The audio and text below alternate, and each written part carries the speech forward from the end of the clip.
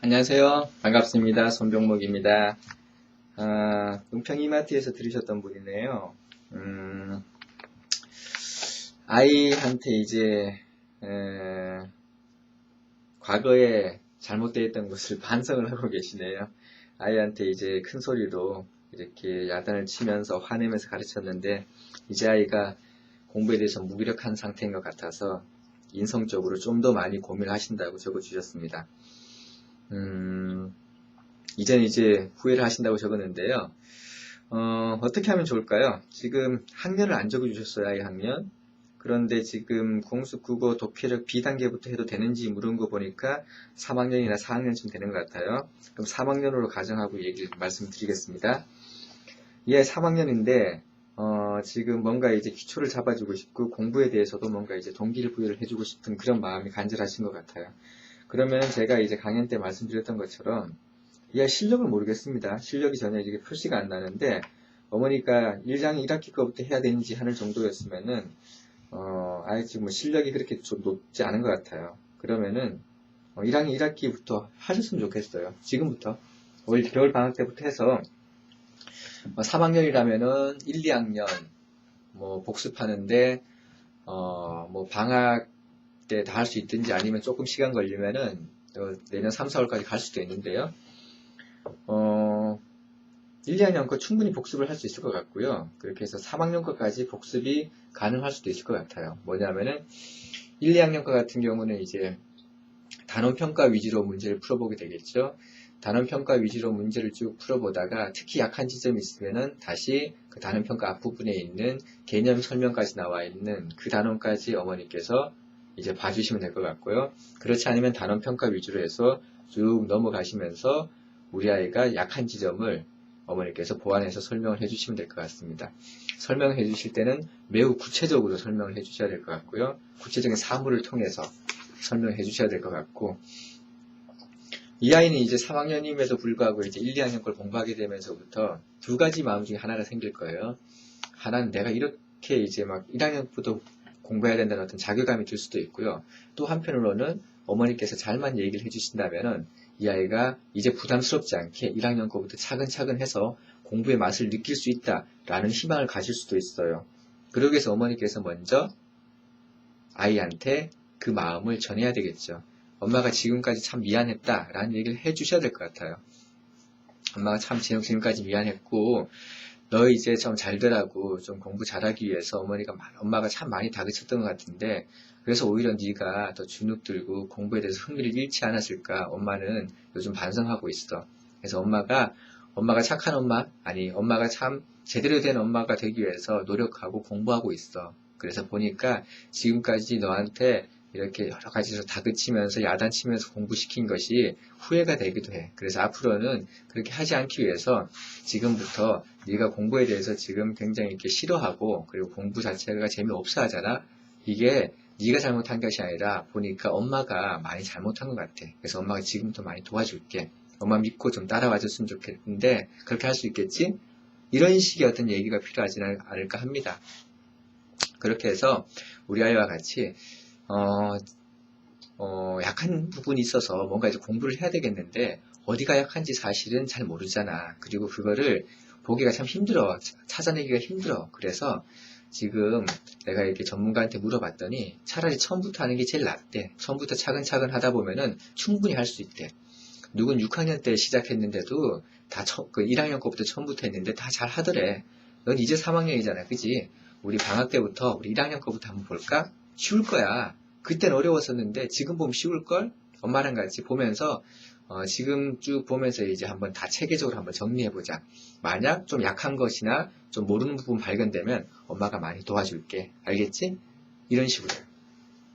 그렇게 해서 1학년, 2학년, 3학년 문제집 가지고 이제 이번 방학 때 미친 듯이 복습을 해주시면 되겠습니다. 아까 말씀드렸던 대로 1, 2학년 거는 단원평가 위주로 해주시고요. 3학년 거는 문제집 하나 온전하게 풀어내주는 정도가 좋을 것 같습니다. 공수 이미지 계산법부터 하는 건 아닌 것 같아요. 이 아이는 지금 계산 문제에 대해서 어느 만큼 약한지 모르겠습니다. 그렇다면은 이미지 계산법 1권부터 하자는 게 아니라 3학년 정도가 되면은 이 아이한테 이제 2자릿수, 3자릿수 만약 약하다 그러면은 어머니가 직접 이제 계란판을 가지고 이 아이한테 원리를 설명해 주면서 어떤 연산이라는 것이 그렇게 어렵지 않고 잘만 생각하면 된다는 것. 그런데 지금 네가 만약 연산이 약하다면은 가르기 모읍이나 한 자릿수, 두 자릿수 셈이 약한 거니까 이거 우리 반복적으로 한번 노력해 보자 해가지고 우리 아이가 그 기본적으로 어떤 그 이미지 계산법의 기초를 터득하고 난 다음에 그건 이제 교재가 없어도 되니까요. 반복해서 아이가 이렇게 숫자 카드를 이렇게 뽑아보거나 아니면 스스로 문제를 내놓고 스스로 문제 푸는 연습을 한번 해주는 게 좋을 것 같아요. 그리고 이 아이 분수나 나눗셈 정도는 이제 이미지 계산법으로 그때 분수와 나눗셈 정도부터 이미지 계산법을 시작하는 게 좋지 않을까 하고요. 이 아이는 이미 1, 2년 그 전에 이제 뭐 7살, 6살 때부터 나름대로 계산을 해왔던 방식이 있기 때문에 지금 이미지 계산법으로 전환하는 게 쉽지 않을 수도 있어요. 그래서 이미지 계산법으로 무작정 전환한다기보다는 계란판의 원리나 이런 것들을 가르쳐 주면서 사실 이게 어렵다. 어렵게 되면은 이 계란판을 생각해서라도 쉽게 풀라라고 하고, 그리고 이 아이한테 두 자릿수까지 어떤 덧셈 뺄셈이 자유로워질 수 있도록 그걸 매일 꾸준히 해서 이 아이의 어떤 두뇌 회로에 연산이 쉽다고 느껴질 때까지 반복해 주시는 게 좋을 것 같아요. 똑같은 반복이라도 지겹게 반복하면서 연산이 싫어질 수도 있지만은 이 아이가 마음을 가다듬고 엄마가 충분히 이 아이를 설득을 했다면은 이 아이가 내가 지금 이런 식으로 조금만 더 노력하면은 지금 어려워하는 이걸 충분히 잘할 수 있어 라는 마음이 들 수 있도록 아주 어머니가 보시기에 이 아이가 감당할 수 있을 분량만큼만 반복해 주시는 것도 괜찮은 것 같아요. 사실 계산력을 높이려면은 일정한 양의 반복은 어쩔 수 없는 것이잖아요. 그걸 이제 처음부터 이미지 계산법 계란판으로 한다면은 최소의 반복으로 충분히 할 수 있겠지만은 지금 만약 시작한다면은 이 아이가 이제 이미지 계산법 1권부터 다시 가기에는 너무 지루해 할 수도 있습니다. 그래서 지금 말씀드린 것처럼 어떤 구체물을 가지고 설명을 해주시되 그냥 일반적으로 반복하는 문제를 아이 보고 스스로 내게 하거나 어머니가 직접 손으로 내가지고 아이한테 풀어주게 하는 방법이 오히려 나을 것 같아요. 어떤 문제집을 보고 몇 장 풀라 이것보다는 이 방법이 훨씬 더 나을 것 같습니다. 그 다음에 독해력은 B단계부터 해도 되는지 물어봤는데요. 독해력은 B단계부터 하셔도 상관없어요. 근데 B단계 했는데 아이가 많이 어려워하면은 A단계로 다시 내려가면 되죠. 그래서 이건 일단 해보십시오. 이 아이의 수준을 모르기 때문에 제가 감히 뭐 말씀을 드릴 수가 없을 것 같아요. 어차피 B단계 사서 지금 못 풀면 나중에 풀어도 되니까 B단계를 가지고 하나하나 고민하게 해주시고 이걸 어려워한다면은 A단계 낮춰가지고 쉽게 적응하면 됩니다. 그래서 뭐 A단계든 B단계든 어머니께서 일단 부딪혀 보셔야 될 것 같아요. 아이가 이제 문제 풀 때 모든 것을 성의 없이 한다라고 하는 것은 이제 그냥 공부가 귀찮고 싫은 거잖아요.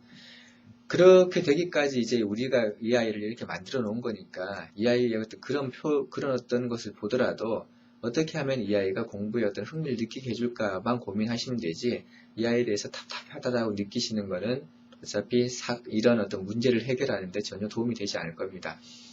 주위 사람들이 그렇게 답답하다고 하더라도 어머니가 편하게 얘기하십시오.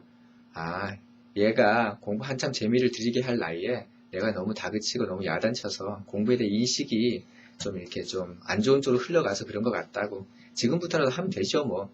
이렇게 편하게 얘기하십시오. 그리고 그 모든 잘못을 어머니 잘못으로 돌리는 게 훨씬 더 편합니다. 그렇게 하고 어머니도 이 아이를 볼 때 언제든지 이 아이가 공부에 대한 흥미를 느끼고 그리고 내가 조금만 도와주면은 충분히 잘할 수 있는 아이다 라는 믿음을 가져주시길 바랍니다. 그리고 그러기에는 아직 이 아이 나이가 아주 일러요. 그래서 뭐 초등학교 3학년이라면은 앞으로 몇 년 사이에 충분히 바뀌고요. 수십 번, 수백 번 바뀔 수 있는 기회가 있습니다. 따라서 어머니께서 과거의 어떤 그 교육 방식을 다 탈피하시고요. 그냥 이 아이가 힘들구나. 이 아이가 이거 문제 풀 때마다 2학년 문제로 틀리더라도 이런 데서 약했구나. 이런 말만 해주십시오. 이거 왜 틀렸어? 기억 안 나? 이렇게 하지 마시고요. 이게 약했구나. 예전에 이런 데 약했었구나. 그래서 지금 그 문제가 힘든 거구나 하면서 아이가 뭔가 이제 약한 부분을 새롭게 발견했다는 느낌이 들도록 그럴 때 우리 아이가 죄책감을 안 느끼거든요. 너 이거 왜 틀렸어? 똑바로 봐. 쉽잖아. 이런 얘기 절대 하지 마시고요. 이게 약해. 아, 이렇게, 이런 데서 실수를 자주 했구나. 아, 이제 알았다. 그치? 이제 이런 것들 어떻게 하면 잘할 수 있을지 한번 고민 좀 해보자. 그래, 한번 풀어볼래? 그렇지. 그렇게 하면 되겠지. 다음에 이런 거 문제 나오면 할 수 있겠니? 자, 그럼 비슷한 문제 하나 더 풀어볼까? 그래, 되네. 아, 진작 우리가 옛날에 이렇게 기분 좋게 풀었으면 좋았을 텐데. 그치? 이렇게 아이의 마음을 이해해 주면서 어머니께서 이 아이가 충분히 할 수 있었음에도 불구하고 지금까지 제대로 못해서 제대로 집중하지 못했고 어머니가 야단쳐서 그렇게 못했던 거다 라는 생각이 들게 아이한테 근본적으로 능력이 있음을 아이가 느끼도록 그렇게 잘 지도를 해 주시길 바랍니다. 늦지 않았습니다. 이제부터 시작하면 다 되고요. 모르는 문제 나왔을 때 최대한 구체물을 사용해서 구체적으로 가르쳐주면 이 아이 충분히 할 수 있을 겁니다. 그리고 실제로 이 아이를 지도하시면서 뭐 특정한 어떤 모르는 문제가 나오거나 어떤 가르치면서 이게 또 다른 난관에 부딪히면 그때 한번 질문을 또 한번 해주시길 바랍니다. 제가 보기에 어머니께서 마음을 이렇게 이제 다잡으시고 큰 소리 치지 않으면서 이 아이의 어떤 마음을 이해해 주신다면은 이 아이는 오히려 과거에 부정적이었던 공부가 이렇게 쉽고 재밌을 수도 있겠구나 라고 생각할 수도 있을 겁니다. 다른 말로 전화위복이 가능한 거거든요. 그리고 긍정적인 사람한테는 전화위복이 됩니다. 어머니께서 긍정적인 마음으로 오히려 지금까지 힘들어했던 것이 사실은 힘든 것이 아니었다라고 아이가 느낄 수 있도록 해주시길 바랍니다.